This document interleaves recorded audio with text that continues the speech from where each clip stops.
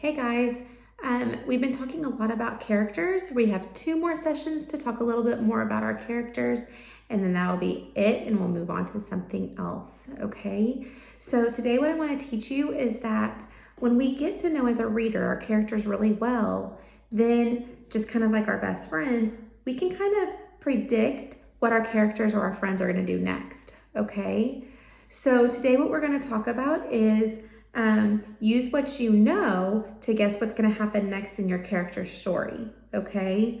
So again, we're going to follow along still with Frog and Toad since we've invested so many stories in him. Again, this is a simple story. They're short, but that does not mean that you can't apply this information to your great books if you're reading more difficult or challenging books, or if you're just using a picture book.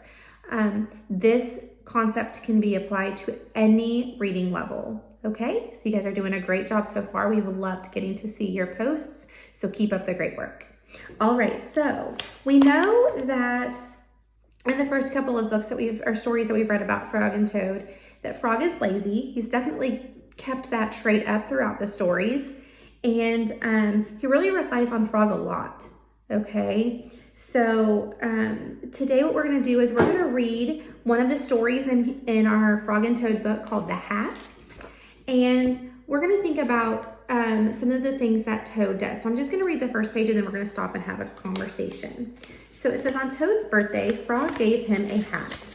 Frog was delighted. "Happy birthday," said Frog. Toad put on the hat. It fell down over his eyes. "I am so sorry," said Frog. "That hat is much too big for you. I will give you something else."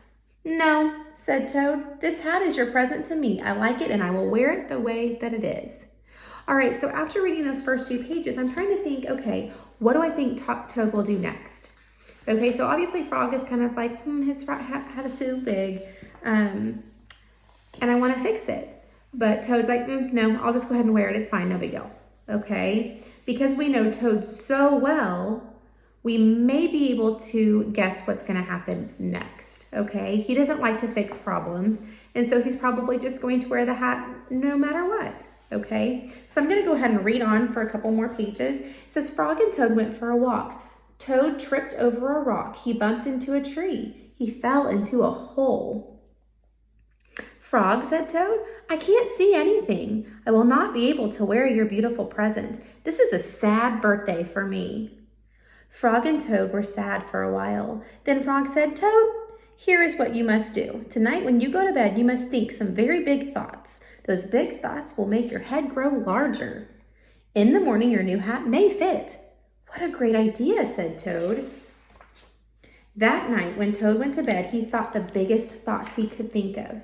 Toad thought about giant sunflowers. He thought about tall oak trees. He thought about high mountains covered with snow. And then Toad fell fast asleep. All right, so now what I want to do is I want to focus our attention on Frog. So what Frog is showing us is that his character is staying true to what he's done the last 2 stories. He's trying to fix a problem, okay? That we know that Frog is helpful. He's patient. He always knows the right answer most of the time, okay? And he isn't as silly as Toad. He's kind of more serious. So what is he going to do, okay? When you're predicting what a character might do, you really don't know the answer. That's what makes it a prediction. And it's okay if you're wrong, and it's okay if you're right. You're just using some of your knowledge about your characters to predict what might happen next, okay? So what I want you guys to do today is you're going to either predict before you get started, or if you come to the end of a chapter, you can go ahead and stop and do your prediction at the end of that chapter of what might happen next, okay? So as your response today, you're going to say, "I predict that," and then you're going to fill it in because. So use that text evidence to tell me why you've predicted this and why you know that this might happen, okay? And it is okay if you're wrong, and it's okay and it's great if you're right. Either one is great. So your response is going to be, there's a sentence stem in the lesson plans. "I predict," and then you're going to tell me what happened in your story of what you think is going to come up. because, and then tell me why, okay?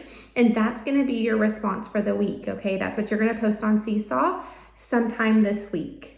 All right, guys, have a great day.